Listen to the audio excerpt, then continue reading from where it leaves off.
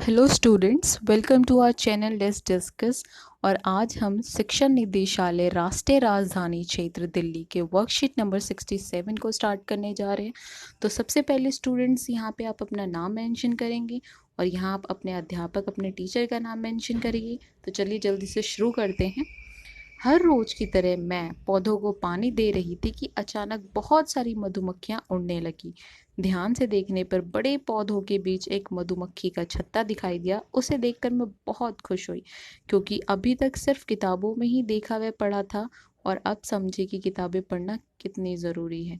अगर मैंने मधुमक्खी के छत्ते से दूर रहने के बारे में ना पढ़ा होता तो जिज्ञासावश उसे छू लिया होता और मधुमक्खी ने मुझे काट लिया होता। तो आइए हम और रुचिकर जानकारी प्राप्त करते हैं। तो यहाँ पे आप देख सकते हैं ये एक मधुमक्खी का छत्ता है, और इससे मधुमक्खी से जुड़ी हुई मैं कुछ रोचक जानकारी आपको ज़रूर देना चाहूँगी। तो सबसे पहले मधुमक्खी क्या है, एक कीट वर्ग की प्राणी है, और ये हमेशा संघ बनाकर रहते हैं। संघ में क्या होता है, एक रानी होती है, कई सौ नर होते हैं, और शेष क्या होते हैं, श्रमिक होते हैं, वर्कर्स होते हैं।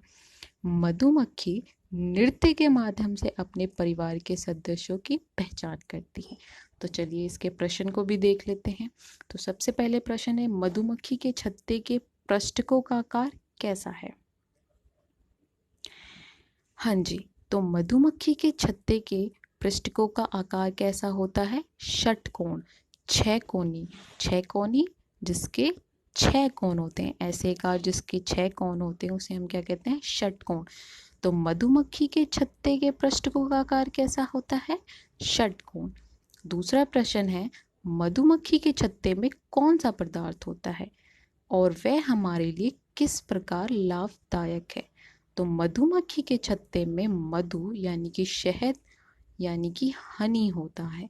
शहद में ज़रूरी एंटीऑक्सीडेंटों की मात्रा काफ़ी होती है, जो कई तरह की बीमारी से हमें बचाते हैं, जिसमें क्या है, अस्थमा, कब्ज, खून की कमी और बहुत सारी ऐसी बीमारी हैं जिनसे हमें, जिन बीमारियों को लड़ने में शहद हमारी मदद करता है। साथ में शहद हमारे अंदर रोग प्रतिरोधक क्षमता यानी कि अ, हमारी जो इम्यूनिटी होती है उसको क्या करते हैं, बूस्ट करते हैं, उसको भी बढ़ाते हैं। अगला प्रश्न है, क्या आपको ज्ञात है कि मधुमक्खियां पर्यावरण की रक्षा में क्या महत्वपूर्ण भूमिका निभाती है? और इसका उत्तर है, मधुमक्खी सबसे अधिक पहचानने योग्य पारिस्थितिक तंत्र सेवाएं प्रदान करते हैं, अर्थात परागण जो कि खाद्य उत्पादन को संभव बनाता है। ऐसे करके वे पारिस्थितिक तंत्र के साथ साथ पशु और पौधों की प्रजातियों की रक्षा करते हैं और आनुवांशिक और जैविक विविधता में योगदान करते हैं। तो इसे जरा हम समझेंगे कि जो मधुमक्खी है वो कैसे परागण में मदद करती है। परागण मतलब आपका जो जिसे हम कहते हैं पॉलिनेशन। ठीक है, तो जो मधुमक्खी है वो क्या है, एज अ पॉलिनेटर वर्क करती है। वो क्या करती है, पौधों को बढ़ने, उसके प्रजनन, उसके ब्रीडिंग में, ब्रीडिंग कैसे करती है, मधुमक्खी एक पुरुष केशर स्टेमन जिसे हम कहते हैं उस भाग से जो पराग होता है, एंथर, उसको अंडक भाग तक ले जाती है। अंडक भाग जो एक फीमेल रिप्रोडक्टिव पार्ट होता है फ्लावर का, वहां तक ले जाती है और उसे क्या करती है, ब्रीड करने में, पौधों को प्रजनन करने में मदद करती है। साथ ही जो भोजन है उसको भी प्रोड्यूस करने में मदद करती है। चलिए अगला प्रश्न देख लेते हैं हम। अगला प्रश्न है, मधुमक्खी के अलावा अन्य कौन से प्राणी पर्यावरण की रक्षा करते हैं? तो इसका उत्तर है, सूक्ष्म जीवी बैक्टीरिया, जो माइक्रो ऑर्गेनिजम्स होते हैं वो क्या करते हैं, पर्यावरण को साफ रखने में मदद करते हैं।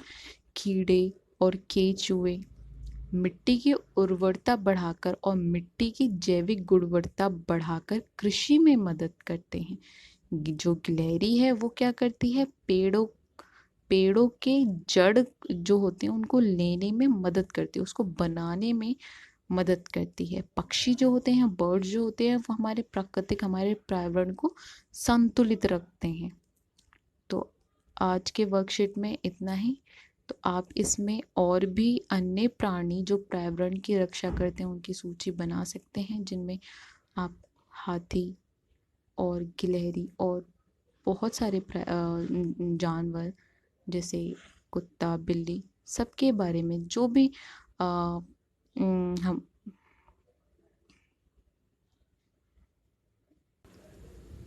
स्टूडेंट्स, आज के वर्कशीट में इतना ही। अगर वीडियो अच्छी लगे तो इसको लाइक कीजिएगा, सब्सक्राइब कीजिए, और भी कोई जानकारी चाहिए तो आप कमेंट बॉक्स में कमेंट भी कर सकते हैं।